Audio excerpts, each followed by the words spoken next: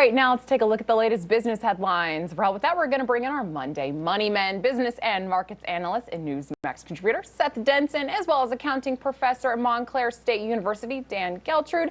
Good morning to you both. Okay, so those markets, they closed mixed, ending the third quarter on a low note on Friday. This morning, futures are also mixed ahead of the opening bell. Okay, so some of that is investors reacting to the averted government shutdown. Seth, I'm going to begin with you first. So Washington did manage to keep the government open for now, but long term, what needs to happen? A clean sweep of Washington, D.C. I mean, listen, at the end of the day, I thought Kelly Sadler had some fantastic points this morning, by the way, in the first hour. So if you're not up for the first hour of Wake Up America, you should be. As opposed to the enemy of good is perfect. And certainly this is what we needed to do to get the country to stay open for a little bit longer. But this is a broader conversation around the budgetary spending, not when the bill comes due, but when we actually allocate the spending. That has to happen. I can't find anybody in Congress that seems to know how to get that done effectively. That's not a good thing, Seth. All right, so we've been talking about this for months now. Student loan repayments have officially resumed. Dan, what do loan borrowers need to know going forward as payments restart? So to start with, interest started accruing as of September 1st. Payments start, well, basically yesterday, October 1st. So what do you need to know? Well, you got to start paying your loans. But here's the thing. If you can't, there's actually a 12-month grace period. So interest will continue to accrue. But if you can't make those payments, you could actually get another year. However, you're going to fall behind with a year's worth of interest, so keep that in mind. There's always interest. People forget about that. It will be accruing all that interest. Okay, so the UAW expanded its strike against Ford on Friday. Ford had originally kind of skirted around that expansion. Now the automakers warning an extended strike could result in hundreds of thousands of layoffs.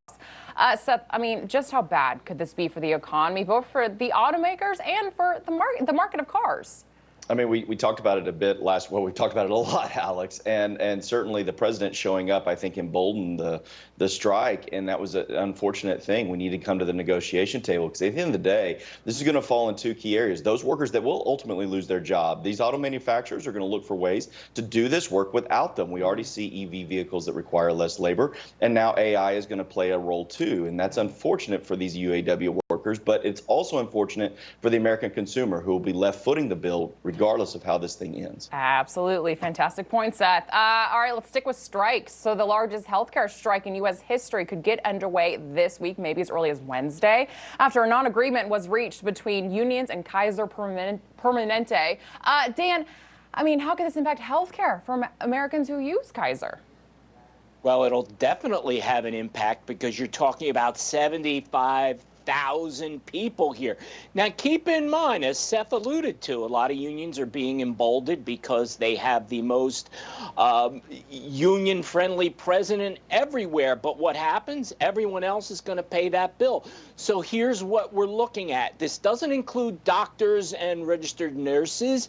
It is all other medical and support staff, such as pharmacists. So it's going to have an impact. It's going to hurt. But the good news is, they haven't started this strike yet. They're still in negotiations. Yeah. Hopefully, a compromise will be found. Hopefully.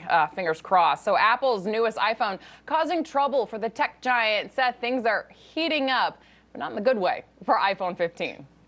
Apple was quick to get out and say, no, this isn't us. This is all those third-party apps and everything else. The phone's just trying to get updated. And, oh, but by the way, we're going to release iOS 17, which will fix the bug. Well, wait a minute. It is or it isn't? I can't figure out if you've caused this or not. But nonetheless, they assure us that there's nothing wrong with that thing that's heating up in your pocket. Don't worry about that. Just realize that fall is coming. It might be cool. And now you have a pocket heater. Hey, I have a nice little pocket warmer. Oh, my goodness. Okay, guys, so Toys R Us still trying to make that big comeback. So, Dan, the toy retailer making a bold move with an air, land, and sea expansion. What does that mean exactly?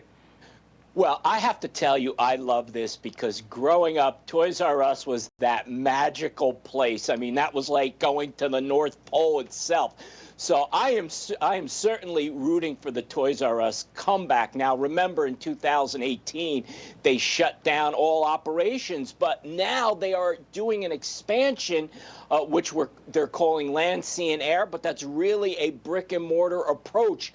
Will it work? We don't know, but let's hope it does. I don't want to grow up. I'm a Toys R Us kid. Come on, Dan. I'm with you there. This is the best story of the day. Toys R Us. Jeffrey is back. Yes, actually, I have one that I like even more, Seth. I'm glad we left plenty of time for this one. Of course, the Jets cashing in on Taylor Swift and Travis Kelsey.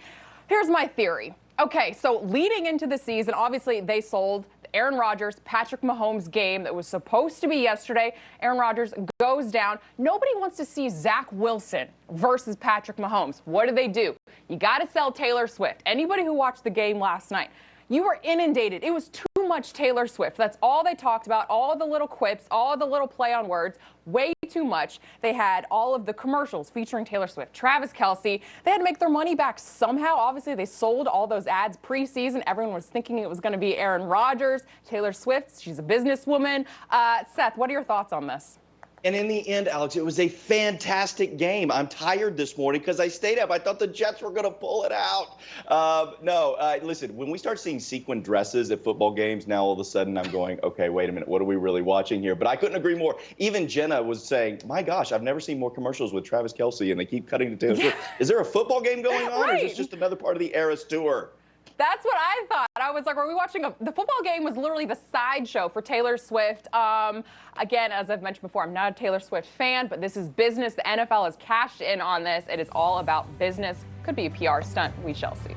Seth Denson, Dan Geltrude, thank you both for joining us this morning. Always a pleasure. Thanks, Alex. All right, up next.